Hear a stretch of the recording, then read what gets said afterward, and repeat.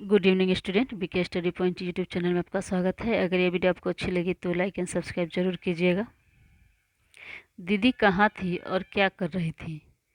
तो उसका आंसर होगा दीदी अपने कमरे में थी और अपनी पहनी हुई साड़ी को सिर तक ओढ़े करवट लिए सिसक सिसक कर रो रही थी। रोने के साथ वह बीच बीच में हिचकी ले रही थी। शायद परिवार में कुछ ऐसी घटना घटी थी जिसने उसे मर्माहत कर दिया था।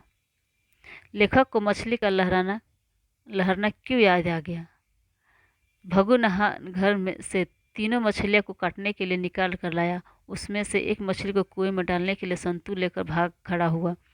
एक मछली भगु काट चुका था और एक मछली गमछे में पड़ी थी। लेखक ने देखा कि अंगोछे में लिपटी मछली कभी कभी लहरा उठती है। वह शायद जीवन और मौत से संघर्ष कर रही थी। लेखक ने जब उसे अपनी बहन को सिसकियों के बीच हिचकी लेते हुए देखा तब उसी मछली की अंगोछे में लिपटी सी मछली हिचकी देखा तब उसकी मछली के अंगोछे में लिपटी मछली की याद हो आई। शायद दीदी भी मछली के समान ही जीवन और मौत से संघर्ष कर रही थी। कोई वेदना थी जिसे वो व्यक्त नहीं कर पा रही थी और वो घुट घुट कर मर रही थी।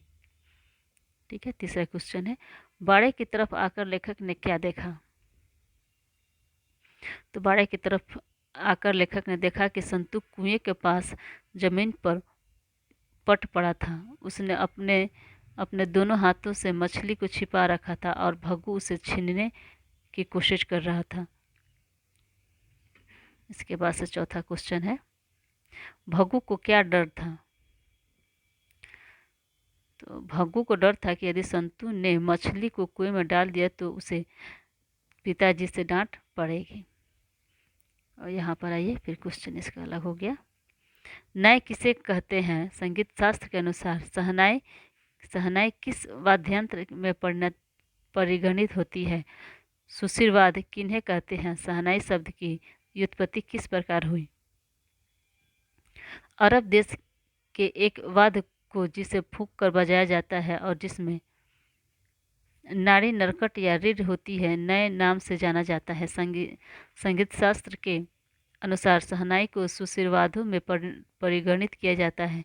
फूंक कर बजाए जाने वाले वाद्य को सुशिरवाद कहा जाता है। सहनाई शब्द की व्युत्पत्ति फारसी शाह और अरबी नए शब्दों के मेल से हुई। इसका अर्थ हुआ वह वाद्य जो फूंक कर बजाए जाने वाले नए वाद्यों का शाह यानी बादशाह है। दूसरा का, सहनाई को सहने क्यों कहा जाता है? तानसेन द्वारा रचित बंदिश में किन वाद्यों का वर्णन मिलता है? तानसेन द्वारा रचित बंदिश कहाँ प्राप्त होती है? तो सहनाई को सुशिरवाद कहाँ प्राप्त होती है? तो यहाँ पर होगा, सहनाई को सुशिरवादों में शाह की उपाधि प्राप्त है, अतः सहनाई क्यों सहने शाह जोड़ने कहा जाता है। तानसेन द्वारा रचित बंदिश में सहनाई, मुरली, वंशी, श्रृंगी तथा मूर्छंग आदि का वर्णन मिलता है।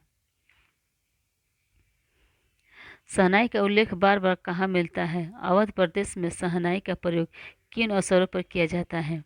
अवधी भाषा के पारंपरिक लोकगीतों जैसे चैती आदि में सहनाई का उल्लेख बार बार मिलता है। अवध प्रदेश में सहनाई का प्रयोग मांगलिक अवसरों पर किया जाता है। चौथा क्वेश्चन है, दक्षिण भारत में किसे मंगलवाद्य के रूप में जाना जाता है? सहनाई और नागस्वर